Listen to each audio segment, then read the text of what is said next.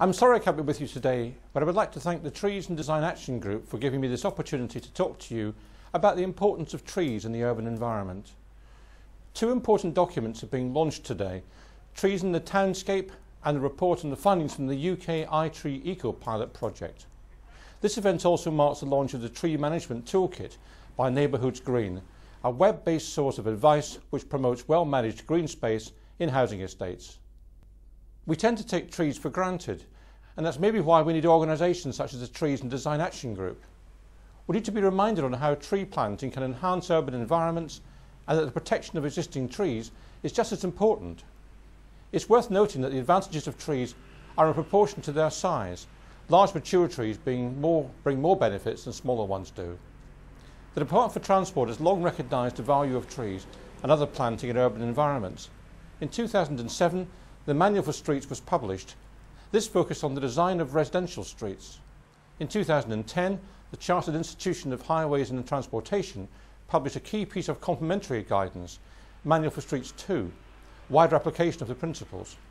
It extended the original Manual for Streets principles to fill the gap between residential streets and trunk roads. Both documents represented a radical change in approach to street design, and both recognise the value that trees impart to our daily lives. They emphasise that trees bring a wide range of benefits to individuals and to society as a whole. First and foremost, trees contribute to character and distinctiveness. They create visual interest. More importantly, perhaps, they help improve the air quality and they help to soften the street scene. In essence, they're an excellent place-making tool in urban design. But the potential contribution goes beyond that. Trees provide habitats for wildlife and they have a role to play in climate change. They can provide shade and reduce the local environmental temperature. They can also slow down the rate at which rainfall enters the drainage system. The recent floods have highlighted the importance of good surface water management, and trees can play their part here.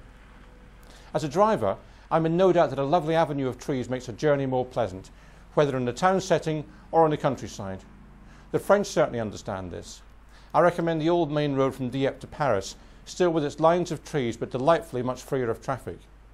And I'm proud that before I was a minister, I stopped the Highways Agency from cutting down a wonderful run of mature trees along the central reservation of the A27 in my constituency in Lewis. They were concerned that they could be dangerous for any motorists veering off the carriageway. I'm happy to say they agreed to my suggestion for crash barriers instead, and so the trees continue to give pleasure to thousands of motorists day in, day out. On top of all this, trees make financial sense. The economic, environmental and social benefits arising from street trees vastly outweigh the cost of providing and maintaining them. The iTree report being launched today is testimony to this. But how can we turn all of this into reality? The target audience for trees in the townscape is decision makers, especially local councillors who are setting out policy. So a good starting point is to take heed of the 12 key principles that Trees in the Townscape puts forward. They form a sound basis for any local authority policy on street trees.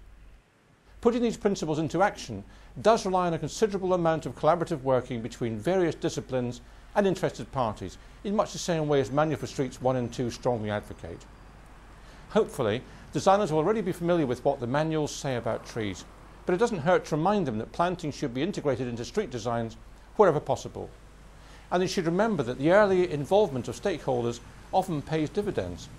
For example, relatively minor scheme adjustments, such as slightly realigning a carriageway to avoid a mature tree, could cause all sorts of problems if that same adjustment comes as an afterthought late in the design process. But collaboration needs to take place at all levels. In March, I launched the opening of the Greater Bristol Bus Network scheme. With support from the government, Bristol City Council worked with Bath and North Somerset and South Gloucestershire councils to create a reliable bus network for the 52 million bus journeys made in the Greater Bristol area each year. The results are impressive, but I particularly appreciated the attention given to street trees. 1.2 million was earmarked for additional landscaping, and this resulted in, among other things, the planting of 500 new trees along 10 key bus routes in the city.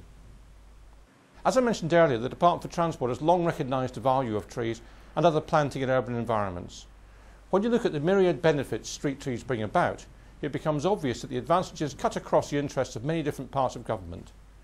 My hope is that close interdepartmental cooperation on this issue in the future means that we will see more trees in our towns and cities.